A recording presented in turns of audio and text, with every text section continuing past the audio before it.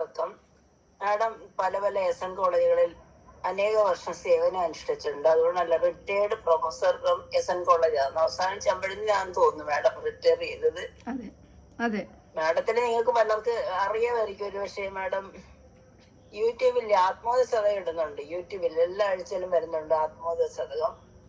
Madam പിന്നെ നല്ലൊരു എഴുത്തുകാരിയാണ്, പ്രഭാഷകയാണ്.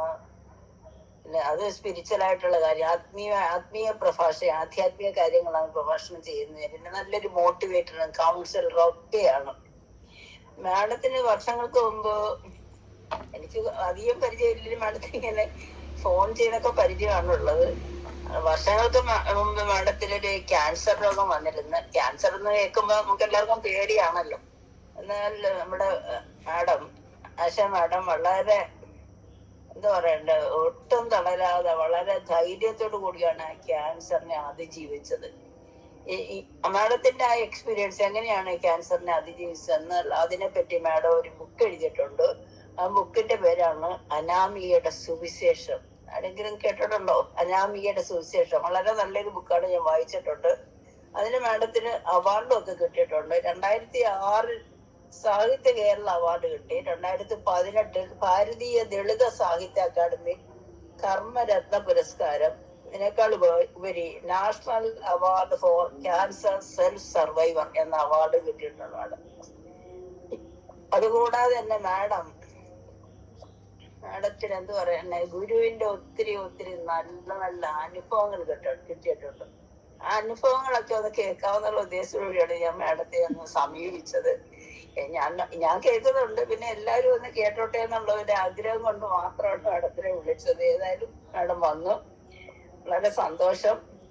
മാഡത്തിനെ ഈ സാധനയിലേക്ക് ഞാൻ ഒന്നുകൂടി വളരെ സ്നേഹത്തോടെ വളരെ സന്തോഷത്തോടുകൂടി ഹാർദവമായി ഞാൻ സ്വാഗതം ചെയ്യുന്നു. നിങ്ങളുടെ പ്രവർത്തനങ്ങൾ കേട്ടതും എല്ലാം ഇഷ്ടപ്പെട്ടു. കാരണം ആ ഒരു ലൈഫ് എക്സലൻസിന് വേണ്ടിയാണ് നിങ്ങൾ പ്രയത്നിക്കുന്നത്. ഞാനും ജീവിതത്തിൽ അതിനുവേണ്ടി പ്രയത്നിച്ചപ്പോഴാണ് ഇത് കുറച്ച് ആ പ്രകാശത്തിൽ പോകാനും ആ പ്രകാശവുമായി അലിഞ്ഞു ചേരാനും സാധിച്ചു. പല ആളുകളും പറയും ഗൃഹസ്ഥാശ്രമികൾക്ക് പറ്റുകയില്ല, സ്ത്രീകൾക്ക് പറ്റുകയില്ല, നമുക്ക് ഗുരുവിൻ്റെ കൃതികൾ വായിക്കാൻ മാത്രമേ പറ്റുകയുള്ളൂ, അതിനപ്പുറം ഒന്നും ചെയ്യാൻ പറ്റുകയില്ല എന്നൊക്കെയാണ് പലരും പറയുന്നത്. പക്ഷെ പറ്റും എന്നുള്ളതിന് എൻ്റെ ജീവിതം തന്നെയാണ് തെളിവ്. കാരണം ഞാൻ നേരത്തെ ഒരു ഭക്തയൊന്നും അല്ലായിരുന്നു.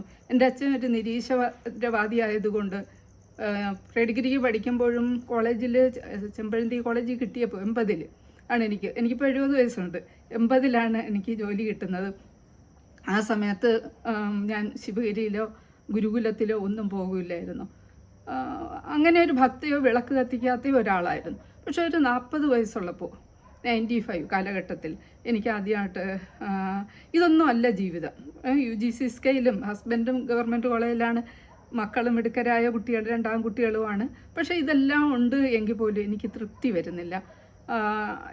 ഇതല്ല ജീവിതം എന്നൊരു തോന്നൽ, വേണമെങ്കിൽ അതിനെ വിരക്തി എന്ന് നമുക്ക് പറയാം. വിരക്തി എന്ന് വെച്ചാൽ വെറുപ്പല്ല, നമുക്ക് ഇതല്ല, ഇതിനപ്പുറം എന്തോ ഉണ്ട് എന്നൊരു തോന്നൽ ഉള്ളിൽ നിന്ന് വരികയാണ്. കാരണം സാധന ചതുഷ്ടയം നമുക്കറിയാം, നിത്യവും അനിത്യവുമായിട്ടുള്ള ഇതിനെപ്പറ്റിയുള്ള ചിന്ത, അതാണ് നമ്മുടെ വിവേകം എന്ന് പറയുന്നത്. രണ്ടാമതെന്ന് പറയുന്നതാണ് ഈ വിരക്തി എന്ന് പറയുന്നത്. പിന്നീട് ശമാധി ഷഡ്ക സമ്പത്ത്, ശമം ദമം ഉപരതി തിദിക്ഷ ശ്രദ്ധ സമാധാനം. അപ്പോൾ ഇതെല്ലാം നമുക്ക് നേടിയെടുക്കാം. ശമം എന്ന് പറയുന്നത് മനസ്സിനെ അടക്കം ചെയ്യുക, ദമം എന്ന് പറയുന്നത് ഇന്ദ്രിയങ്ങളെ അടക്കം ചെയ്താൽ, മനസ്സിനെ അടക്കം ചെയ്താൽ സ്വാഭാവികമായിട്ട് ഇന്ദ്രിയങ്ങളും അടക്കം ചെയ്തോളും. പിന്നെ നമ്മൾ ഉപരതിയാണ്, ഉള്ളിലേക്ക് വരിക.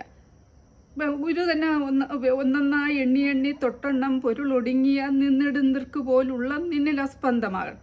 ഇപ്പം നമ്മളുടെ നിശ്ചലമായ ഒരു ബോധത്തിൽ നിന്ന് ഒരു ചലന ഊർജം ഉണ്ടായിട്ട് പതുക്കെ നമ്മൾ അഹങ്കാരം ഉണ്ടാകുന്നു.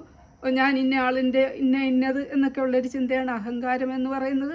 പിന്നീട് ബുദ്ധി ഉണ്ടാകുന്നു, മനസ്സ് വരുന്നു, ഇന്ദ്രിയങ്ങൾ വരുന്നു, ദേഹം വരുന്നു, പ്രപഞ്ചത്തെ നമുക്ക് കാണാൻ സാധിക്കും. ഇതിനെ നമുക്ക് ഉള്ളിലേക്ക് വലിക്കാനും കഴിയും.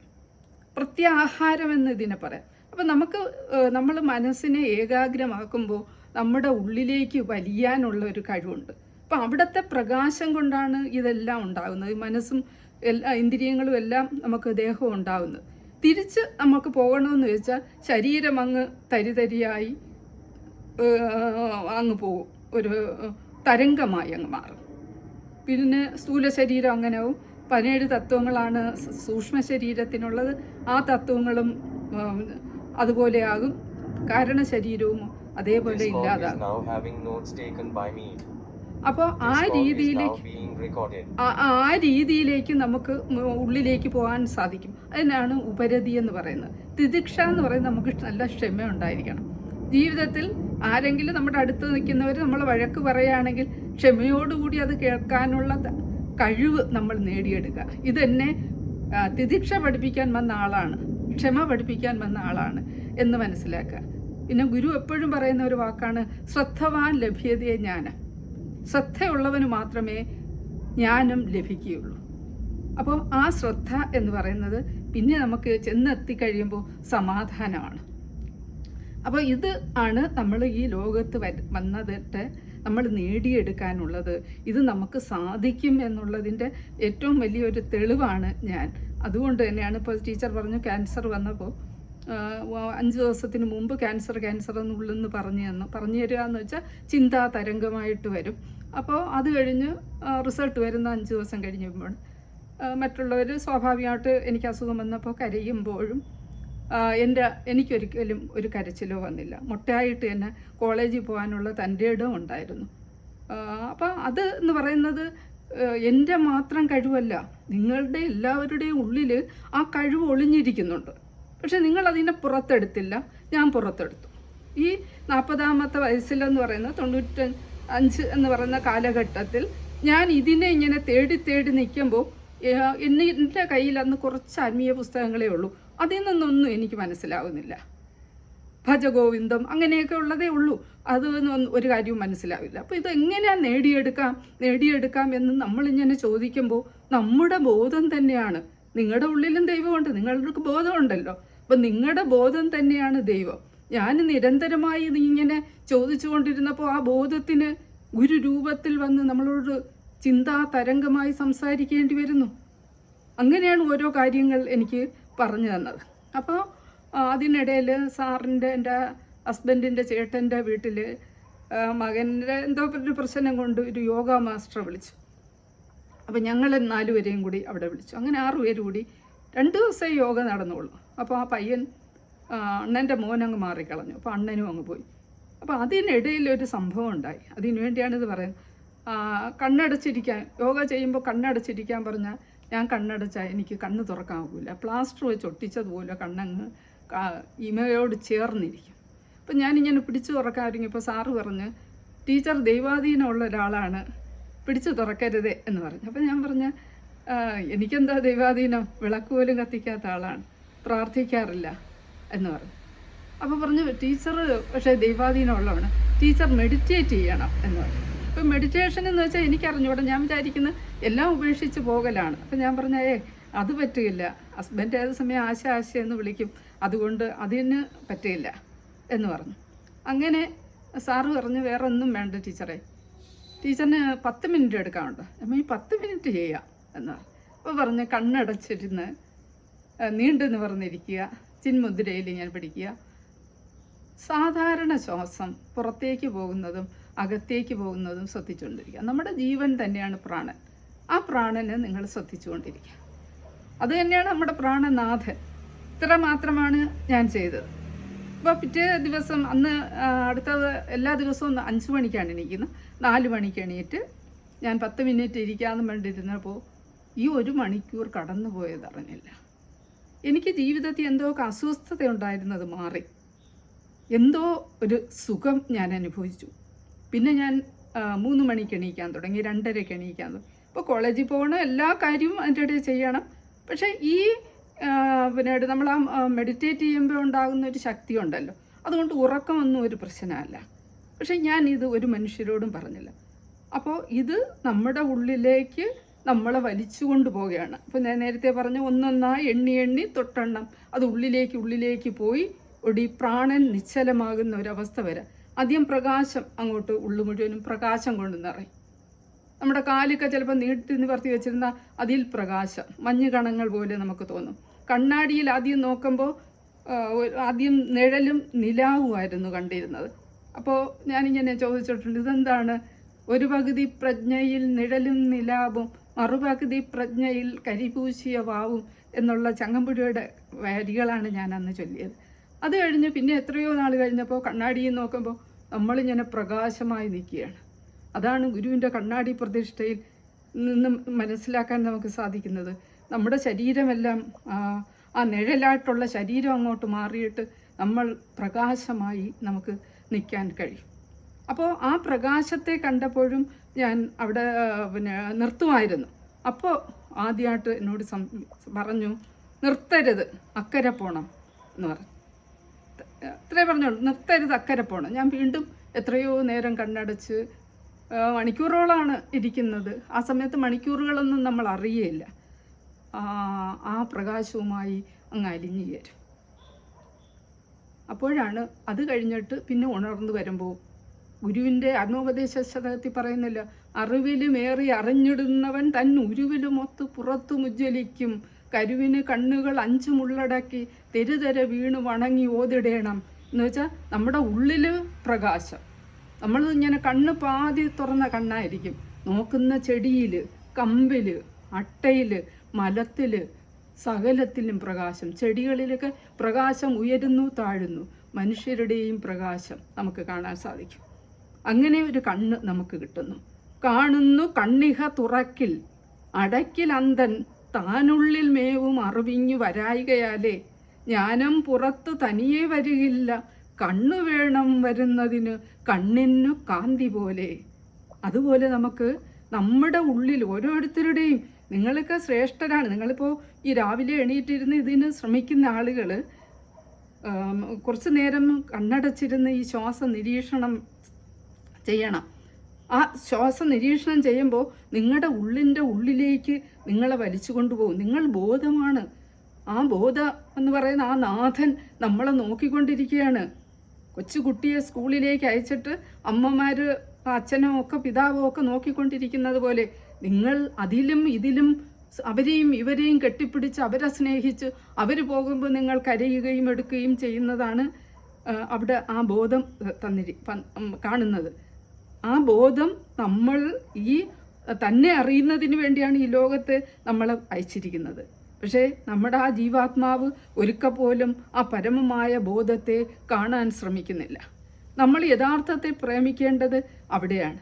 പക്ഷെ നമുക്ക് പ്രേമം മനസ്സിൽ തോന്നും. നമ്മൾ ഇവിടെയുള്ള പലരിലേക്കും ആ പ്രേമം കൊണ്ടുപോയി ചൊരിയും. സ്നേഹിക്കരുതെന്നല്ല, സ്നേഹിക്കാം. സ്വാർത്ഥമായ സ്നേഹം, പരസ്പരമുള്ള സ്നേഹം, നിസ്വാർത്ഥമായ സ്നേഹമുണ്ട്.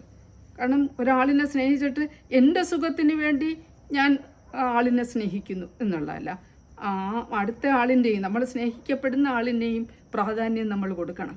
അതാണ് പരസ്പരമായിട്ടുള്ളൊരു സ്നേഹം. പിന്നെ അതിനപ്പുറം നമ്മളൊന്നും മോഹിക്കാതെ ഉള്ള ഒരു സ്നേഹം, ആ നിസ്വാർത്ഥമായ സ്നേഹം, അതാണ് നമ്മൾ ചെയ്യാനുള്ളത്. അപ്പോൾ നമ്മൾ ഇതിലേക്ക് വന്നു കഴിഞ്ഞാൽ, ഈ സത്യത്തിൽ എത്തിക്കഴിഞ്ഞാൽ, ഞാനും നിങ്ങളും എല്ലാം ഒന്നാണെന്നും ഞാൻ അറിഞ്ഞ കാര്യം നിങ്ങൾക്ക് പറഞ്ഞു തരണമെന്നും നിങ്ങളിൽ ആരെങ്കിലും അതുകൊണ്ട് ഉണരുന്നുവെങ്കിൽ ഉണരട്ടെ എന്നും ഉള്ള ഒരു ചിന്ത നമുക്കുണ്ടാകും. അപ്പോൾ എന്തിനങ്ങനെ ഉണരുന്നു എന്ന് ചോദിച്ചാൽ, നമുക്ക് ശാന്തി കിട്ടുന്നു, സമാധാനം കിട്ടുന്നു. അങ്ങനെ ഇപ്പോൾ കുട്ടികളോടൊക്കെ ഞാൻ പറഞ്ഞിട്ടുണ്ട്, കാരണം ഞാൻ നിങ്ങളുടെ ഒരു വളർത്തമ്മ മാത്രമാണ്. എപ്പോഴും അങ്ങനെ വിളിക്കേണ്ട ആവശ്യമില്ല, അത്യാവശ്യത്തിൽ മാത്രം വിളിച്ചാൽ മതി. ഞാനും അങ്ങോട്ട് വിളിക്കാറില്ല. അപ്പോൾ അവിടെ സ്നേഹക്കുറവല്ല, സ്നേഹമുണ്ട്. പക്ഷികളെങ്ങനെയാണ് കുട്ടിയെ കോഴിയെ കുഞ്ഞിനെയൊക്കെ കൊത്തി മാറ്റുക? സ്നേഹമില്ലാത്തത് കൊണ്ടല്ല, അത് നിരാശ്രയരായി ഇരിക്കുന്നതിന് വേണ്ടിയാണ്. അപ്പം നമുക്ക് ഓരോരുത്തർക്കും നിരാശ്രയരായി ഇരിക്കാൻ സാധിക്കും. എന്നിട്ട് നമ്മുടെ ഉള്ളിലെ വിളക്കിനെ കത്തിക്കാൻ സാധിക്കും. പണ്ട് മുതലേ ആളുകൾ വിളക്ക് കത്തിക്കാറുണ്ട്. വിളക്ക് കത്തിക്കുക എന്ന് വെച്ചാൽ നിങ്ങളുടെ ഉള്ളിൽ ഒരു ദീപമുണ്ട് എന്ന് നിങ്ങൾക്ക് ബോധ്യപ്പെടുത്തുകയാണ്. അത് ഒരു പരിധി കഴിയുമ്പോൾ നിങ്ങൾ മാറ്റിയിട്ട് നിങ്ങളുടെ ഉള്ളിലെ വിളക്ക് കത്തിക്കാൻ വേണ്ടി ശ്രമിക്കണം.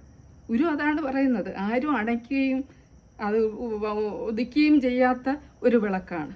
ആ അനശ്വരമായ വിളക്ക് കണ്ടിട്ട് നിങ്ങൾ പോകണം. ബുദ്ധനും പറഞ്ഞിട്ടുണ്ട്, നിങ്ങളുടെ ഓരോരുത്തരുടെ ഉള്ളിൽ വിളക്കുണ്ട്. ആ വിളക്കിനെ നിങ്ങൾ കത്തിക്കുക. ആ രീതിയിൽ നിങ്ങൾ ജീവിക്കുക. അപ്പോൾ ഈ വിളക്കിനെ കത്തിക്കാൻ അത്രയും പ്രയാസം ഒന്നുമില്ല എന്നുള്ളത് എൻ്റെ കുടുംബജീവിതം നയിച്ചുകൊണ്ട് തന്നെ നമുക്കത് നേടിയെടുക്കാൻ പറ്റും എന്നുള്ളതാണ്. അപ്പോൾ ഞാൻ രാവിലെ ചെയ്യുമ്പോൾ ഇതാരും പറഞ്ഞു തന്നൊരു കാര്യമൊന്നുമല്ല, ഉള്ളിൽ അങ്ങനെ തോന്നിയിട്ടാണ്. എണീക്കുമ്പോൾ ഭൂമിയെ ഒന്ന് തൊടുന്നു, തലയെ തൊടുന്നു, ലോകത്തിന് മുഴുവനും സുഖമുണ്ടാകാൻ പ്രാർത്ഥിക്കുന്നു. നമ്മളൊരു പിണ്ടാണ്ടമാണ്. ആ പിണ്ടാണ്ടം ഒരു ബ്രഹ്മാണ്ടത്തിൻ്റെ ഉള്ളിലുള്ള പിണ്ടാണ്ടങ്ങളാണ്, ചെറിയ ചെറിയ അണ്ടങ്ങളാണ് നമ്മൾ. അപ്പോൾ ഈ നമ്മുടെ വീട്ടിൽ, എൻ്റെ വീട്ടിൽ മാത്രം സുഖം ഉണ്ടാകട്ടെ എന്ന് പറയുന്ന ഒരു കടലിൻ്റെ കുറച്ച് ഭാഗത്ത് സുഖം ഉണ്ടാകട്ടെ. സംസാരമാകുന്ന സാഗരമാണ് ഇവിടെ, ജ്ഞാനസമുദ്രമാണ്. ആ സമുദ്രത്തിൽ മുഴുവനും സുഖമുണ്ടാകാൻ വേണ്ടി പ്രാർത്ഥിക്കാൻ നമുക്ക് കഴിയണം. വെറുതെയെങ്കിലും ആദ്യം പ്രാർത്ഥിച്ചു തുടങ്ങണം. പിന്നീട് വേണമെങ്കിൽ കുട്ടികൾക്ക് വേണ്ടി വേണമെങ്കിൽ പറയാം, പിന്നെ അങ്ങ് പറയാതെ ആവും. അപ്പോൾ എല്ലാവർക്കും സുഖമുണ്ടാകാൻ പറയുമ്പോൾ ഉണ്ടാകുന്ന ഗുണം, നമ്മുടെ മനസ്സ് വലുതാകുന്നു, മനസ്സ് ശുദ്ധമാകുന്നു, മനസ്സ് വിശാലമാകുന്നു, അങ്ങനെ സ്ഫടികം പോലെയാകുന്നു. അപ്പോൾ നമ്മൾ സ്വാഭാവികമായിട്ട് നമ്മളെ ഉള്ളിലേക്ക് വലിക്കപ്പെടുകയാണ് ചെയ്യുന്നത്. ഞാൻ മെഡിറ്റേറ്റ് ചെയ്യുമ്പോൾ ഞാൻ അങ്ങോട്ട് കയറിപ്പോയി എങ്ങനെ പോകണം എന്നൊന്നും എനിക്ക് അറിഞ്ഞുകൂടാ. ഒരമ്മ കുട്ടിയെ വലിച്ചു കൊണ്ടുപോകുന്നത് പോലെ, കൈ പിടിച്ചു കൊണ്ടുപോകുന്നത് പോലെ. അപ്പോൾ കുട്ടി കിടന്ന് ബഹളം വെക്കാൻ പാടില്ല. ഗംഗയിലൂടെ നമ്മളിങ്ങനെ വള്ളത്തിൽ പോകുമ്പോൾ വള്ളക്കാരൻ പറയും, ചിലപ്പോൾ ചുഴിപ്പെട്ട് കുരുങ്ങും. ആ സമയത്ത് നിങ്ങൾ കിടന്ന് കൈയും കാലും ഇട്ട് അടിക്കരുത്, അതിൽ കറങ്ങി പോകണം എന്ന്. അപ്പോൾ അമ്മ മുകളിലേക്ക് നിങ്ങളെ കൊണ്ടുവിടും. അതാണ് every action there is an equal and opposite reaction എന്ന് പറയുന്നത് തന്നെയാണ് ഇവിടെ ഈ നിയമം. നമ്മൾ വീഴുന്ന സമയത്തും, എൻ്റെ വീട്ടിൻ്റെ അടുത്തുള്ള ഒരു കുട്ടിയും ടെറസിൽ നിന്ന് 4 വയസ്സുള്ളപ്പോൾ വീണിട്ടുണ്ട്. കുട്ടി ഇങ്ങനെ പതുക്കെ ഇങ്ങനെ വന്നങ്ങ് വീണു, ഒരു അപകടവും ഉണ്ടായില്ല. അപ്പോൾ ഇവിടെയും അമ്മ നമ്മളെ കൂട്ടിക്കൊണ്ടു പോകുമ്പോൾ ചിലപ്പോൾ കഴുത്ത് വലിച്ചെടുത്തുകൊണ്ട് പോകുന്നത് പോലെ തോന്നും, തല മുറുക്കുന്നത് പോലെ തോന്നും. പല ചൂടുള്ള അനുഭവമുണ്ട്, തണുത്ത അനുഭവങ്ങളുണ്ട്. ജ്ഞാനാഗ്നി കത്തുമ്പോൾ നമ്മുടെ ഉള്ളു മുഴുവനും ചൂട് പിടിക്കുന്ന അനുഭവമുണ്ട്. ഇതെല്ലാം സംഭവിക്കുമ്പോഴും ഞാൻ ഒരു മനുഷ്യരോടും പറഞ്ഞിരുന്നില്ല. കൂട്ടുകാരോടോ ഹസ്ബൻഡിനോടോ ഒരു മനുഷ്യരോടും പറഞ്ഞില്ല. ഇത് ഗോപ്യമായിട്ടുള്ള കാര്യമാണ്, രഹസ്യമായിട്ട് നമ്മൾ മുന്നോട്ട് കൊണ്ടുപോകണം എന്നൊരു തോന്നൽ ഉണ്ടായിരുന്നു. അപ്പോൾ ഞാൻ അന്ന് ഗുരുവിൻ്റെ കൃതിയൊന്നും വായിക്കുന്ന ഒരാളൊന്നും അല്ലായിരുന്നു. പിന്നീട് ഗുരു തന്നെ ഒരാളിൻ്റെ പേരിൽ വിളിച്ചിട്ട് പറയും, ഇന്ന പുസ്തകം എടുക്കുക, ഗുരുവിൻ്റെ സമ്പൂർണ്ണ കൃതികളിപ്പോൾ പ്രീ പബ്ലിക്കേഷനിലുണ്ട്, അതെടുത്ത് വായിക്കുക എന്ന് വെച്ചപ്പോഴാണ് ഞാൻ അന്തം വിട്ടുപോയി. ധ്വനിമയമായി ഗഗനം ജ്വലിക്കും അന്നാൾ അണയും അതിങ്കൽ അശേഷ ദൃശ്യജാലം പുനരവിടെ ത്രിപുടിക്ക് പൂർത്തി നൽകും സ്വനവും അടങ്ങുമിടം സ്വയം പ്രകാശം. നമ്മൾ ഇങ്ങോട്ട് മുകളിലേക്ക് ഭൂമി തത്വം വിട്ട് ജലതത്വം വിട്ട് ഇങ്ങനെ വന്ന് ആകാശതത്വത്തിലെത്തുമ്പോൾ, ഇവിടെ എത്തിക്കഴിയുമ്പോൾ നമ്മൾ ആകാശത്തിൻ്റെ ശബ്ദം കേൾക്കുന്നു. അതാണ് ധ്വനിമയമായി ഗഗനം ജ്വലിക്കും. ഗഗനത്തിൻ്റെ വലിയ ശബ്ദം. ജ്വലിക്കുക എന്ന് വെച്ചാൽ ജ്വാലയൊന്നും ഉണ്ടാകുകയല്ല, പ്രകാശിക്കും. ആ രീതിയിൽ നമ്മളായിത്തീരും. അപ്പോൾ ഒന്ന് മാത്രമല്ല കേൾക്കുന്ന, പല പല ശബ്ദങ്ങൾ നമ്മൾ കേൾക്കാൻ തുടങ്ങും. ആദ്യം തുടിയുടെ ശബ്ദം, ശിവൻ്റെ കയ്യിലെ തുടി എന്ന് പറയും, ടും ടും, അത് ഇവിടെയാണ് കേട്ടു തുടങ്ങിയത്. പിന്നെ 1000 പാദസരങ്ങളുടെ ശബ്ദം, വീണാനാദം, വേണുനാദം, മദ്ദളത്തിൻ്റെ ശബ്ദം, തുടിയുടെ ദുന്ദുഭി ശബ്ദം. പിന്നീട് അധിക വിശാല മരുപ്രദേശം ഒന്നായി നദി പെരുകുന്നത് പോലെ വന്നു നാദം, ശ്രുതികളിൽ വീണ് തുറക്കും അക്ഷിയെന്നും യഥമിയലും യതിവര്യനായിടേണം. ഇവിടെ ചിലപ്പോൾ ഞാൻ ഒരു ഉയർന്ന സ്ഥലത്താണ് ഞാൻ താമസിക്കുന്നത്. ചില സമയത്ത് മഴ അങ്ങന്ന് വരെയായിരിക്കും, താഴ്വരയിൽ നിന്ന് വരുമ്പോൾ ഒരു ശബ്ദം കേൾക്കുമ്പോൾ ഞാൻ സാറിനോട് പറയും, ഇതാണ് അധിക വിശാല മരുപ്രദേശം ഒന്നായി നദി വരുന്നത് പോലെ വന്ന നാദം. നമ്മുടെ ആ തലച്ചോറിൽ മുഴുവനും ചിന്തകളെല്ലാം മാറിക്കഴിയുമ്പോൾ, അത് ശൂന്യമായി ഇരിക്കുമ്പോൾ അതിൻ്റെ ഉള്ളിലേക്ക് ആ ജ്ഞാനാകാശം വന്ന് നിറയുകയാണ് ചെയ്യുന്നത്. ആ ശബ്ദത്തെയാണ് അവിടെ പറയുന്നത്. ഇതെല്ലാം വായിച്ചിട്ട് യഥാർത്ഥത്തിൽ ഗുരുവിൻ്റെ കൃതി വായിച്ചിട്ട് ഞാൻ കരഞ്ഞുപോയി. കാരണം ഒരു വിവരവും ഇല്ലാത്ത ഒരു കുട്ടി രാജാവിൻ്റെ മുമ്പിലേക്ക് അടുത്തടുത്ത് നടന്ന് ഇഴഞ്ഞു ചെല്ലുന്നത് പോലെ ഞാൻ ഇതിലേക്ക് ഇറങ്ങിപ്പോവുകയാണ് ചെയ്തത്. അതിന് വലിയ ഗൗരവമോ അതിൻ്റെ അവസാനം എന്തെന്നോ ഒന്നും എനിക്കറിഞ്ഞുകൂടാ. ആത്മസാക്ഷാത്കാരം എന്നും ഞാൻ മനസ്സിലാക്കുന്നില്ല. ഒരു സുഖം എനിക്ക് അനുഭവപ്പെട്ടു. ആ ആത്മസുഖത്തിന് വേണ്ടിയാണ് പോയത്. ആനന്ദമാണ് ഈശ്വരൻ, ബോധമാണ് ഈശ്വരൻ. അതിനെ കണ്ടെത്തുക എന്ന് പറയുന്ന ഇനിയൊരു ജീവിതം നമുക്കില്ല. അവസാന ജന്മത്തിൽ നിൽക്കുന്ന ഒരാൾക്ക് മാത്രമേ, അല്ലെങ്കിൽ കാറും വീടും ജോലിയും തിരക്കും എല്ലാ സുഖ സൗകര്യങ്ങളും, ദുഃഖമുണ്ടായിട്ടല്ല, വീട്ടിൽ പ്രശ്നം ഉണ്ടായിട്ടല്ല. ഇത് വന്നത് എനിക്ക് 95 ആണ്. ഞാൻ ഇതിലേക്ക് പോകുന്നത് 5 വർഷം, 6ാമത്തെ വർഷമാണ് എനിക്ക് ക്യാൻസർ വരുന്നത്. അതിനു മുമ്പ് അപ്പോൾ ഈ തടസ്സങ്ങൾ പലതും ഉണ്ടാക്കുമ്പോൾ സ്വാഭാവികമായിട്ട് എല്ലാവരും വിചാരിക്കും, ഓ ഞാൻ ഇതിലേക്ക് പോയതിന് ശേഷമാണ് എനിക്ക് ബുദ്ധിമുട്ട്, നിർത്തിക്കളയാം. എനിക്ക് ആദ്യം 98 യൂട്രസ് റിമൂവ് ചെയ്യുന്നു. പക്ഷേ ആ സമയത്തൊക്കെ ഈ രോഗത്തിൻ്റെ പീഡ അനുഭവിച്ച് ഞാൻ കിടക്കുന്ന സമയത്ത് വീട്ടിൽ എല്ലാവരും ഉദ്യോഗസ്ഥരായതുകൊണ്ട് കുട്ടികൾ പഠിക്കാൻ പോകുന്നുണ്ട്, പൂട്ടിയിട്ടാണ് പോകുന്നത്. ജനലിൻ്റെ അവിടെ കീ വെച്ചിരിക്കും. അപ്പം ഞാൻ ഒറ്റയ്ക്ക് കിടക്കുമ്പോഴാണ് ഒരു മാലാരൂപം കാണുന്നത്. പിന്നെ എത്രയോ നാൾ കഴിഞ്ഞിട്ടാണ് അമ്മയുടെ രൂപവും, അത് മാലയും, പല പല മാലകൾ, നീലക്കല്ല് പോലെയും സ്വർണ്ണം ഇതുപോലെയുള്ള അതുപോലെ ഒരു മാല മാത്രമാണ് ഞാൻ അന്ന് കാണുന്നത് ഒറ്റയ്ക്ക് ഇങ്ങനെ കിടക്കുന്ന സമയത്ത്. പിന്നെ എത്രയോ നാൾ കഴിഞ്ഞിട്ടാണ് അത് അമ്മയുടെ രൂപമാണ് എന്ന് മനസ്സിലാക്കാൻ സാധിക്കുന്നത്. അപ്പോൾ ഈ രീതിയിൽ നമ്മളിങ്ങനെ വീണ് കിടക്കുന്ന സമയത്തൊക്കെ ഞാൻ ഒറ്റപ്പെടുകയും, ആ ഒറ്റപ്പെടുമ്പോൾ ഞാൻ എൻ്റെ ഉള്ളിലേക്ക് കയറിപ്പോവുകയാണ് ചെയ്തത്. അല്ലെങ്കിൽ എനിക്ക് അത്രയും സമയം കിട്ടുകയില്ല. അപ്പോൾ ഭഗവാൻ തന്നെയാണ് എന്നെ വീഴ്ത്തുന്നത്. 2000 നട്ടലിന് അസുഖം വന്നു. നമ്മുടെ സുഷുമ്നാ നാഡിയിലേക്ക് ആ കുണ്ടലിനി ശക്തി ഇങ്ങനെ ഉയർന്ന സമയത്താണ് ഒന്ന് സ്ലിപ്പ് ചെയ്ത് അങ്ങനെ കിടന്നു 75 ദിവസം. ആ സമയത്ത് ഗുരു ആയിരിക്കാം, ഇത് കാസറ്റും ഒക്കെ ആയിട്ട് വന്നിട്ടുണ്ട്, കണ്ണം തുറന്ന്. കാരണം അവിടെ ആരും ആശ്രമത്തിൽ നിന്നും വരാത്തതാണ്. ഞാൻ വഴുതക്കാടായിരുന്നു അന്ന് താമസം, ഇപ്പോൾ കാട്ടായിക്കൊണ്ടതാണ്. അപ്പോൾ ആ ജന്നൽ, ഞാൻ കിടക്കുന്ന ആ മുറിയുടെ ജന്നലിൽ വന്ന് ഒരാൾ ഒന്ന് തട്ടിയിട്ട് ഈ കാസറ്റ് കേട്ട് കിടക്കൂ എന്ന് പറഞ്ഞു. പിന്നെ നട്ടലിന് അസുഖം വന്നപ്പോൾ ഹാർട്ടിൻ്റെ രൂപത്തിലുള്ള ഒരു അക്യൂപ്രഷറിൻ്റെ ഒരു സാധനം ഇപ്പോഴും എൻ്റെ കയ്യിലുണ്ടത്. അതിൽ കയറി നിൽക്കാൻ പറഞ്ഞു. സാറ് തിരിച്ച് വിടാൻ ഒരുങ്ങിയതാണ്. പക്ഷേ അപ്പോൾ എൻ്റെ ഉള്ളിൽ നിന്ന് എനിക്കൊരു കാണാൻ സാധിച്ച ഒരു പ്രകാശം എൻ്റെ അടുത്തേക്ക് വരികയും അത് വാങ്ങിക്കാൻ പറയുകയും ചെയ്തു. അപ്പോൾ ഞാൻ ചെന്ന് വാങ്ങിച്ചു. അതിൽ കയറി നിന്ന് വിയർക്കുകയും ചെയ്തു.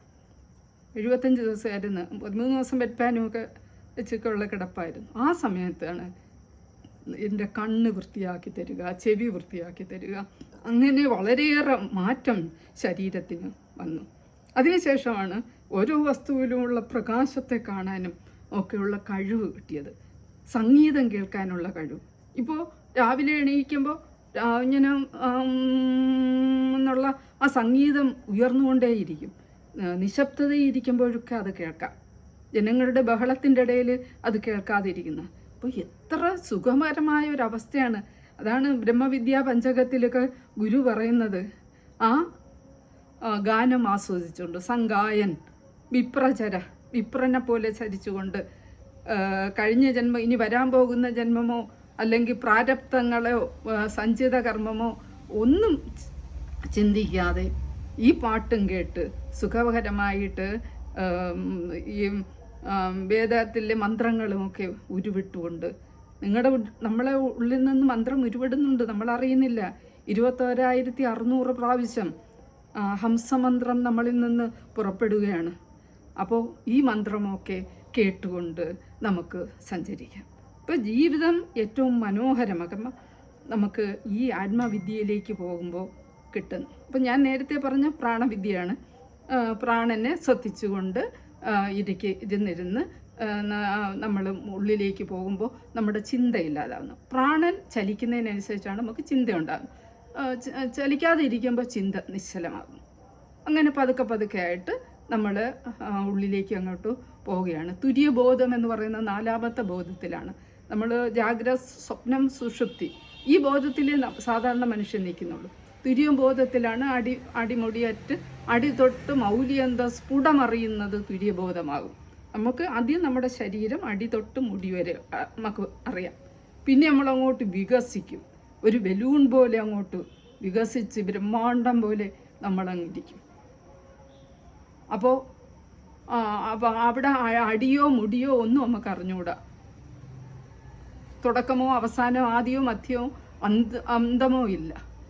നമ്മളിങ്ങനെ വികസിച്ച് അല്ലാത്ത ഒരവസ്ഥയിലേക്ക് നമുക്ക് ഇരിക്കുകയാണ് ചെയ്യുന്നത്.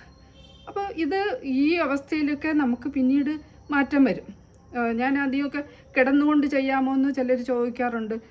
ഞാൻ നട്ടൻ അസുഖമായിരുന്നപ്പോൾ കിടന്നുകൊണ്ടാണ് ചെയ്തത്. എനിക്ക് കൊല്ലത്തേക്ക് വീട്ടിൽ നിൽക്കുമ്പോൾ എനിക്ക് കൂടുതൽ മെഡിറ്റേറ്റ് ചെയ്യാൻ പറ്റുകയില്ല. കാരണം വീട്ടിലെ അടുക്കള ജോലിയുണ്ട്, 8 മണി വരെ ജോലി, അതിൻ്റെ ഇടയിൽ കുളിക്കുക, കോളേജിലേക്ക് ഓടുക, ഇതൊക്കെയാണ്. അപ്പോൾ പല പല കാര്യങ്ങളാണ്. അപ്പോൾ അതിനിടയ്ക്ക് എനിക്ക് ട്രാൻസ്ഫർ വരുന്നുണ്ട് കൊല്ലത്തേക്ക്. അപ്പോൾ സാറ് പറഞ്ഞ് നമുക്ക് ട്രാൻസ്ഫർ, നിൻ്റെ അച്ഛൻ ഫ്രീഡം ഫൈറ്റർ കൂടി ആയതുകൊണ്ട് നമുക്കിവിടെ ഇരിക്കാനുള്ളതുകൊണ്ട് നമുക്ക് കേസ് കൊടുക്കാം.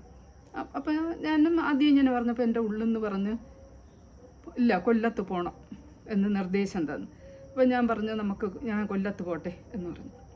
അന്ന് എനിക്ക് യൂട്രസ് റിമൂവ് ചെയ്ത സമയമായതുകൊണ്ട് അദ്ദേഹം ഒരു ഹോസ്റ്റലിൽ സദനത്തിലൊരു റൂം എടുത്ത് ബുധനാഴ്ച ഞാൻ വരും, തിങ്കളാഴ്ച പോകും, ബുധനാഴ്ച വരും, പിന്നെ വെള്ളിയാഴ്ച വരും, അങ്ങനെയാണ്.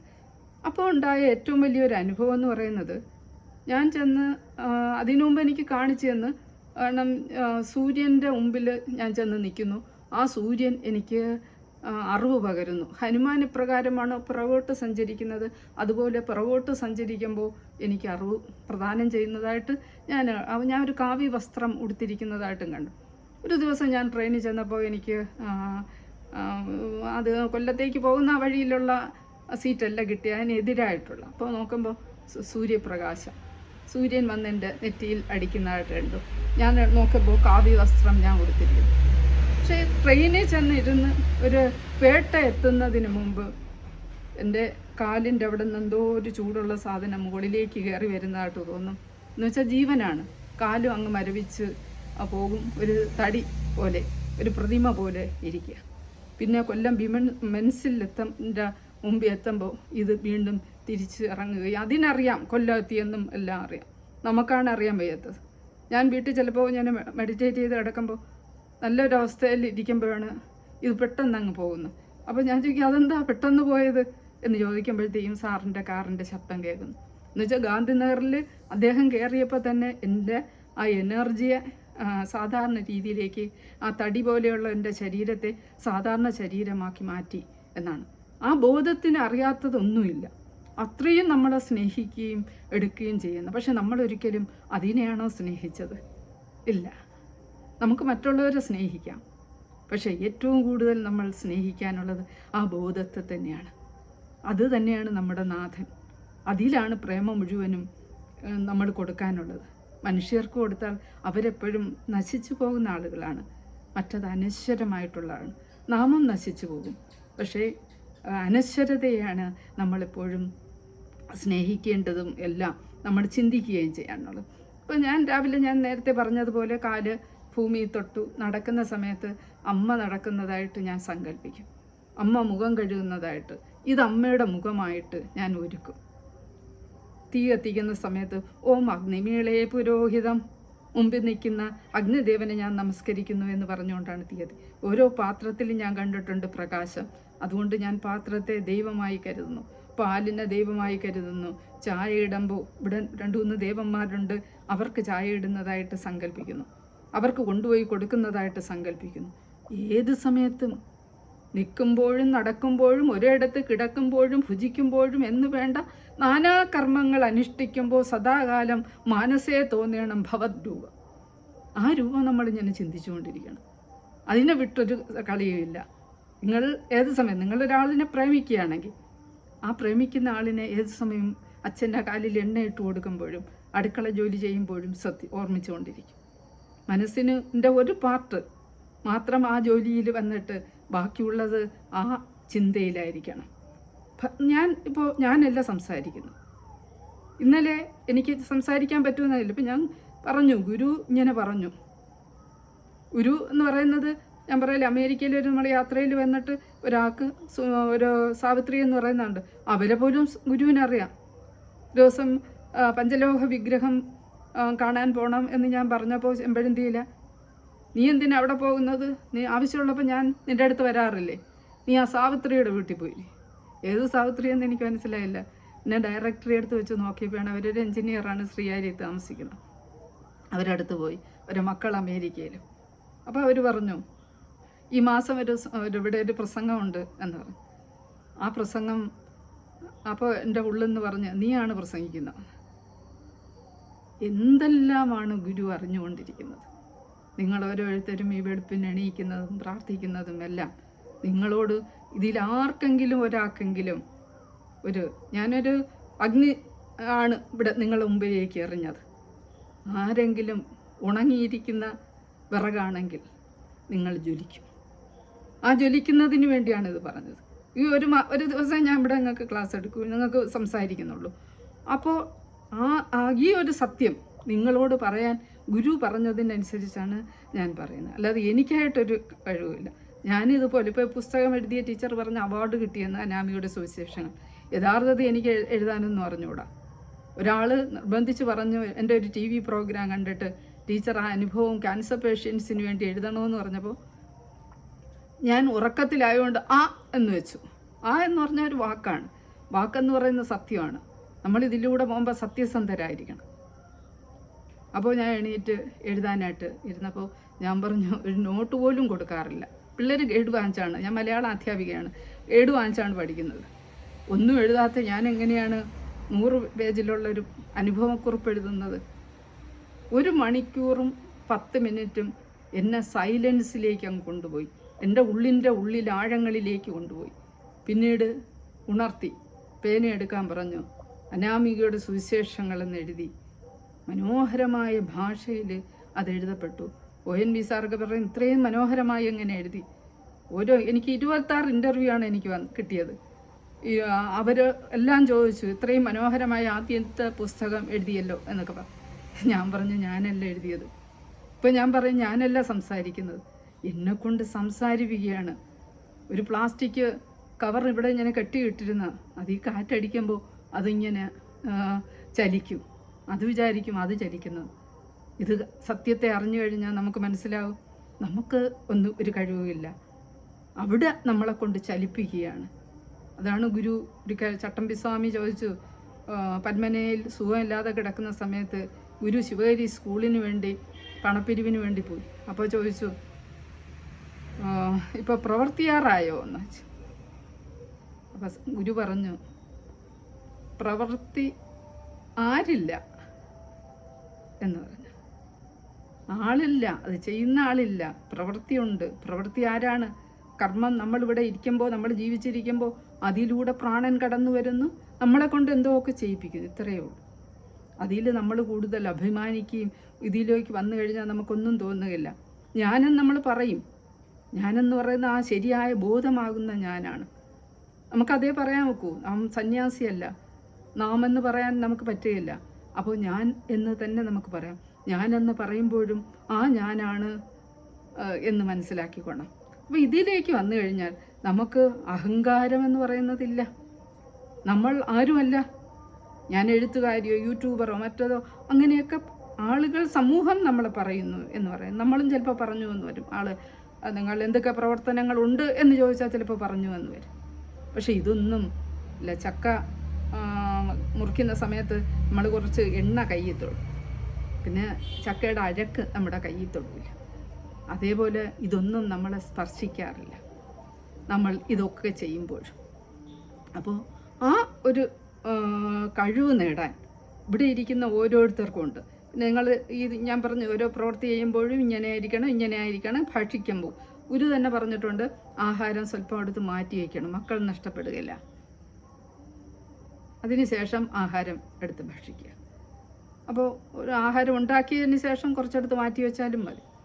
കഴിക്കാൻ ചെല്ലുമ്പോൾ നമുക്കെടുത്ത് മാറ്റി വയ്ക്കുക, നമ്മുടെ മക്കൾ നഷ്ടപ്പെടുകയില്ല. എല്ലാം ഭഗവാൻ തരുന്നു, ഭഗവാൻ ഭുജിക്കുന്നു എന്ന ഭാവത്തിൽ നമ്മൾ ചെയ്യുക. പിന്നെ ഉറങ്ങുമ്പോഴാണ് 8 മണിക്കൂർ നമുക്ക് കിട്ടുന്നത്. ഈ മെഡിറ്റേറ്റ് ചെയ്യുന്ന ഒരാളിന് ഉറക്കമെന്ന് പറയുന്ന ഒരു വിഷമവും ഇല്ല. ചെന്ന് കിടക്കുക എന്നുള്ളതാണ്. അതും ഒരു സാധനയാണ്. ചെന്ന് കിടക്കുക. ചിലപ്പോൾ നമ്മൾ ഏതെങ്കിലും മന്ത്രം പറയുന്ന അഹം ബ്രഹ്മാസ്മി, ഞാൻ ബ്രഹ്മൻ തന്നെയാണ്. അപ്പോൾ അത് ഞാൻ ബ്രഹ്മൻ തന്നെയാണ് എന്ന് ഉറപ്പിക്കലാണ്. അപ്പോൾ അവിടെ ആ മന്ത്രം അല്ലെങ്കിൽ ഓ നമഃ ശിവായ എന്ന് പറഞ്ഞുകൊണ്ട് കിടക്കുന്നു. പിന്നീട് നമ്മൾ അതിലേക്ക് അങ്ങ് ലയിച്ചു പോകും. അപ്പോൾ നമ്മൾ ഉറങ്ങുന്ന സമയത്ത് ഈ മന്ത്രം നമ്മുടെ ഉള്ളിലിങ്ങനെ കറങ്ങിക്കൊണ്ടേയിരിക്കും. അപ്പോൾ രാവിലെ ഉണർന്നു വരുമ്പോൾ പൊങ്കാല അടുപ്പിൽ നിന്ന് ചോറ് പുറത്തേക്ക് ആടുന്ന കണക്ക് ഈ മന്ത്രം നമ്മളിൽ നിന്ന് പുറത്തേക്ക് ആടും. നമ്മൾ അത്രയും മന്ത്രം കൊണ്ട് ശുദ്ധമായി നിറഞ്ഞിരിക്കുകയാണ്. ഇതുപോലെയാണ് നമ്മൾ ഒന്നും നഷ്ടപ്പെടുത്തേണ്ട. എല്ലാ കാര്യങ്ങളും നമ്മൾ ചെയ്യുമ്പോഴും ഞാനല്ല ചെയ്യുന്നത് എന്നുള്ള ഒരു ചിന്ത ഉണ്ടാകണം. വികൃതി വിടുന്നതിന് വേല ചെയ്യില്ല, ആകൃതി ഫലാഗ്രഹമറ്ററിഞ്ഞിടണം എന്ന് ഗുരു പറയുന്നത് കൊണ്ടാണ്. ആകൃതി ഞാൻ ചെയ്യുന്നില്ല എന്നുള്ള ഭാവത്തിൽ ഇത് ഭഗവാൻ ചെയ്യുന്നു. അപ്പോൾ ഞാൻ അതിൻ്റെ ഫലത്തെ പറ്റി ആഗ്രഹിക്കേണ്ട ആവശ്യമില്ല. ഭഗവാൻ എന്നെക്കൊണ്ട് ചെയ്യിക്കുന്നത്, എനിക്ക് ചെയ്യാനായിട്ടൊരു കഴിവുമില്ല. അപ്പോൾ ഭഗവാൻ ഇതെല്ലാം തരുന്നു, എന്നെക്കൊണ്ട് എഴുതിപ്പിക്കുന്നു, ഇതിലേക്ക് എന്നെ കൂട്ടിക്കൊണ്ടുപോയി ഇതെല്ലാം ചെയ്തു കഴിഞ്ഞപ്പോൾ ഇപ്പോൾ യൂട്യൂബ് നടത്തുന്നത് കൊണ്ട് അല്ലെങ്കിൽ പ്രസംഗിക്കാൻ പോകുമ്പോൾ കുറച്ച് ദൂരം വരെയൊക്കെ മാന്നാറ് അങ്ങനെയൊക്കെ ഉള്ളിടത്ത് വരെയൊക്കെ വന്ന് പ്രസംഗിച്ചിട്ടുണ്ട്. കൊടുങ്ങല്ലൂരൊക്കെ പോയി. പക്ഷേ സുൽത്താൻ ബത്തേരി എന്ന് വരെയൊക്കെയാണ് ആളുകൾ വിളിക്കുന്നത്. ഡോക്ടർമാർ ചിലപ്പോൾ പറയും നിങ്ങൾക്ക് ഇനി ഒരിക്കലും ജോലി ചെയ്യാൻ ഒക്കില്ല, ഒരു കസേര ഇട്ടിരുന്നുള്ളൂ, അങ്ങനെയാണ് ഇങ്ങനെയാണെന്നൊക്കെ പറയുക. ഭർത്താവുമായിട്ടുള്ള പ്രശ്നങ്ങളുണ്ട്, ആത്മഹത്യ ചെയ്യുന്ന ഉള്ള ഒരു ചിന്താഗതി വരിക, അങ്ങനെയൊക്കെ ഉള്ളവർക്ക് എന്നെ വിളിക്കാറുണ്ട്. അവരെയൊക്കെ കൈപിടിച്ചുയർത്താൻ നമുക്ക് കഴിയുന്നു. നമ്മളിവിടെ രഹസ്യമായിട്ടിരുന്നിട്ടാണെങ്കിൽ നമുക്ക് അവരെ ശക്തി പകർന്ന്, ടീച്ചർ അതുകൊണ്ടാണ് പറഞ്ഞത് മോട്ടിവേറ്റർ ആണെന്ന് പറഞ്ഞത് അതുകൊണ്ടാണ്. കാരണം ഇത് ഉള്ളത് കൊണ്ട്. എനിക്ക് നേരത്തെ പറഞ്ഞു തന്നതുപോലെ ഭർത്താവിനൊരു അപകടം ഉണ്ടാകുന്ന സമയത്ത്, എനിക്ക് ഒരു ആക്സിഡൻറ്റ് വരുന്ന സമയത്ത് ഒരു കവചം ഇടാൻ പറഞ്ഞു. അങ്ങനെയാണ് എനിക്ക് അത് പിടികിട്ടിയത്. പിന്നെ ഞാൻ ട്രെയിനിൽ ഇരിക്കുന്ന ഇങ്ങോട്ട് വരുമ്പോൾ ആക്സിഡൻ്റ് എന്ന് പറഞ്ഞ് കവചം ഇടുമെന്ന്. അങ്ങനെ ഞാൻ കവചം ഇട്ടു. അപ്പോൾ ഞാൻ കണ്ണ് പിടിച്ച് തുറക്കാൻ ഒക്കില്ല, കണ്ണ് പ്ലാസ്റ്റർ ഒട്ടിച്ച കണക്കിരിക്കും. ഞാൻ ഇങ്ങനെ പിടിച്ച് തുറന്ന്, ഫിസിക്സുകാരനാണ് അല്ലെങ്കിൽ പറഞ്ഞാൽ വിശ്വസിക്കും. 3:20 കഴക്കൂട്ട. വീട്ടിൽ വന്നപ്പോൾ അദ്ദേഹത്തിൻ്റെ മുഖം വാടിയിരിക്കുന്നു. അപ്പോൾ അദ്ദേഹം പറഞ്ഞിങ്ങനെ എനിക്കൊരു ആക്സിഡൻറ്റ്. ഞാൻ ചോദിച്ചു 3:20 എന്ന് പറഞ്ഞു. അപ്പോൾ നീ എങ്ങനെ അറിഞ്ഞു വന്ന്? അപ്പോൾ ഞാൻ പറഞ്ഞു നമ്മൾ പ്രൊഫസറോ പ്രിൻസിപ്പലോ എന്നൊക്കെ നമ്മൾ വിചാരിക്കുന്നു, ഇതൊക്കെ ഭഗവാന്റെ ഒരു വേഷം കെട്ടലല്ലേ നമ്മളെ കൊണ്ട് എന്ന് പറയുകയാണ് ചെയ്തത്. അപ്പോൾ നമുക്ക് എല്ലാ കഴിവും, നമുക്ക് ഓരോ കാര്യങ്ങളും അവിടെ നിന്ന് പറഞ്ഞുതരും. അപ്പോൾ ഈ ദുഃഖം വിളിച്ച് പറയുന്നവരെയൊക്കെ ഒരു കവചത്തിലാക്കി അവർക്ക് ഒരു പ്രൊട്ടക്ഷൻ കൊടുക്കാനും ഇതെല്ലാം നമുക്ക് അവിടെ നിന്നുള്ള കഴിവാണ് തരുന്നത്, അവിടുത്തെ വാക്കാണ് വരുന്നത്. അപ്പോൾ അതുകൊണ്ട് അവരിൽ മാറ്റമുണ്ടാക്കാൻ നമുക്ക് സാധിക്കുന്നു. അപ്പോൾ ഇത് ഓരോരുത്തരും ആ ഒരു രീതിയിലേക്ക് വളർന്നു വന്നാൽ നിങ്ങൾ പൂർണ്ണരാകുന്നു. നിങ്ങൾ ഇപ്പോൾ പൂർണ്ണമായിട്ട് ഇരിക്കുകയല്ല, നിങ്ങളിൽ ആ ആത്മാവുണ്ട്, ജീവാത്മാവുണ്ട്. അത് പക്ഷേ പല പരിമിതികളിൽ കുരുങ്ങിക്കിടക്കുകയാണ്. നമ്മൾ അപരിമിതമാകണം. കാരണം ഒരു വിശാലമാകുന്ന ഒരവസ്ഥയാണ്. ലോകത്തിന് മുഴുവനും സുഖം ഉണ്ടാകാൻ പ്രാർത്ഥിക്കാനും ഒക്കെയുള്ള കേരളത്തിന് പ്രശ്നം വരുന്നെന്ന് മാവില പോലെ ഇങ്ങനെയാണ് എനിക്ക് പലപ്പോഴും തോന്നിയിട്ടുള്ളത്. അതിന് നമുക്കൊരു കവചം കൊടുക്കാനും ഇന്ത്യക്ക് മുഴുവനും കവചം കൊടുക്കാനും ഇതിനൊക്കെ നമുക്കുള്ള കഴിവ് നമുക്ക് നേടിയെടുക്കാം. അപ്പോൾ ഇതെല്ലാം നമുക്ക് എന്തുമാത്രം സാധ്യതകൾ തന്നിരിക്കുന്നു. നമ്മുടെ ഉള്ളിൽ വളരെയേറെ നിധികൾ തന്നിരിക്കുന്നു. അല്ലാതെ ക്യാൻസർ വന്നിട്ട് ബ്രസ്റ്റാണ് എൻ്റെ പോയത്, മുതുത്തുനിന്ന് മാംസം എടുത്ത് റീകൺസ്ട്രക്ട് ചെയ്ത് ലിംനോട്ട്സ് ഒക്കെ മാറ്റിയിട്ടുമുണ്ട്. പക്ഷേ ഈ കൈ കൊണ്ട് തന്നെ ഇവിടെ വന്നതിന് ശേഷം 68 വയസ്സ് തിരുവാതിര പ്രാക്ടീസ് ചെയ്ത് ബുദ്ധിമുട്ടാണ്. പക്ഷേ എന്നാലും കളിക്കും, അമ്മയല്ലേ ചെയ്യുന്നത് എന്നുള്ള രീതി. ഇവിടെ ഒരു ഗുരുവായൂർ പോയി കളിച്ചു. ഗുരുവായൂർ ഇവിടെ എല്ലാ ക്ഷേത്രങ്ങളിലും കല്യാണങ്ങൾക്കും ഒക്കെ പോയി കളിച്ചു. അപ്പോൾ എല്ലാത്തിനുമുള്ള കഴിവ് നമുക്കുണ്ട്.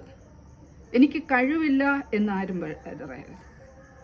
എല്ലാവരുടെയും ഉള്ളിൽ ഒളിഞ്ഞിരിക്കുന്ന അതിരറ്റ ആ വിവേകത്തെ നമ്മൾ പുറത്തു കൊണ്ടുവരിക എന്നുള്ളതാണ് നാം ചെയ്യാനുള്ളത്. അങ്ങനെ ചെയ്യുമ്പോൾ മാത്രമേ ഗുരുവിന് നിങ്ങളോട് തൃപ്തി തോന്നുകയുള്ളൂ. നിങ്ങളുടെ സമീപം വരികയുള്ളൂ. ഗുരു ഇവിടെ നിന്ന് പോയി എന്നാണ് പറയുന്നത്. ബോധമാണ് ഗുരു. നമ്മൾ ഇതിലേക്ക് പ്രവർത്തിക്കുന്ന ആളുകളുടെ സമീപം ഗുരു എന്നോട് പറഞ്ഞാണ് നിങ്ങളോട് സംസാരിക്കണമെന്ന് പറഞ്ഞു. ഞാൻ ഈ ഒരു ക്ലാസ്സേ പഠിപ്പിക്കുന്നുള്ളൂ. പക്ഷേ ആ ഒരു ഇതുകൊണ്ട് ഇന്നലെ ഇത് പറഞ്ഞു കഴിഞ്ഞതിന് ശേഷം, എന്നോട് പറഞ്ഞു കഴിഞ്ഞതിന് ശേഷം ആണ് ടീച്ചറിനോട് സംസാരിച്ചിട്ട് ക്ലാസ് പറ്റില്ല എന്നൊക്കെ പറഞ്ഞിരുന്നു. പക്ഷേ രാത്രിയായപ്പോൾ വിളിച്ച് അവസരമൊരുക്കി തരുന്നതാര്, പറയിപ്പിക്കുന്നതാര്? ഈ സത്യം നിങ്ങൾ മനസ്സിലാക്കണം. നിങ്ങളല്ല ചെയ്യുന്നത്. ഞാൻ ആശയം എന്ന് പറയുന്ന ഒരു വ്യക്തിസത്തയിൽ ഒളിഞ്ഞിരിക്കുകയല്ല. ഞാൻ ഇവിടെ നിറഞ്ഞിരിക്കുന്ന ശക്തിയാണ്. മറ്റുള്ളവരും ഞാനും ഒരാളിനും എന്തെങ്കിലും കിട്ടുമ്പോൾ അസൂയപ്പെടേണ്ട ആവശ്യമില്ല. അത് ഞാനാണ് എന്ന് തോന്നൽ നിങ്ങൾക്കുണ്ടാകണം. ഓരോ ചെടിയെ കാണുമ്പോൾ, ചെടികളാണ് നമ്മൾ ഏറ്റവും ആദ്യം മനസ്സിലാക്കുന്നത്. ഞാനിപ്പോൾ കാവ്യവസ്ത്രം ധരിച്ചതിൻ്റെയൊക്കെ ആണെങ്കിൽ നിങ്ങൾ വിചാരിക്കും ആത്മീയതയുള്ള ഒരാളാണ്. കുറി വരച്ചിരുന്നാലും നിങ്ങൾ മനസ്സിലാവും ഞാൻ കുറി വരയ്ക്കാറില്ല. ഇതുപോലെയുള്ള വേഷമാണ് കെട്ടി നടക്കുന്നത്. പക്ഷേ നമ്മുടെ ചെടിയൊക്കെ അറിയാം, ജീവിയൊക്കെ അറിയാം. ഈ ഈയാമ്പാറ്റകളൊക്കെ വന്ന് നമ്മുടെ നെഞ്ചിനെ പൊതി. ചിലപ്പോൾ കൊച്ചു കൊച്ചു ജീവികൾ വന്ന് ചിലപ്പോൾ മെഡിറ്റേറ്റ് ചെയ്യുമ്പോൾ പ്രകാശമായി മാറുന്നത് കൊണ്ടായിരിക്കും അത് വന്ന് ചെടികൾ നമ്മൾ വന്നോടെ രാവിലെ സന്തോഷ പ്രകടനങ്ങളാണ്. ഇതിനു വേണ്ടിയാണ് ഈ ലോകത്ത് നമ്മൾ വന്നിരിക്കുന്നത്. ഒരു വാക്കെന്ന് പറയുന്ന ദൈവം തന്നെയാണ്. ആ വാക്ക് സത്യസന്ധമായി, പ്രവൃത്തി സത്യസന്ധമായി, നിസ്വാർത്ഥമായി നിങ്ങൾ പ്രവർത്തിക്കുമ്പോൾ നിങ്ങൾ അനശ്വരമായ ഒരാളായി മാറും. അതിനാകട്ടെ നിങ്ങളുടെ ജീവിതം. ഇനി നന്ദി, നമസ്കാരം.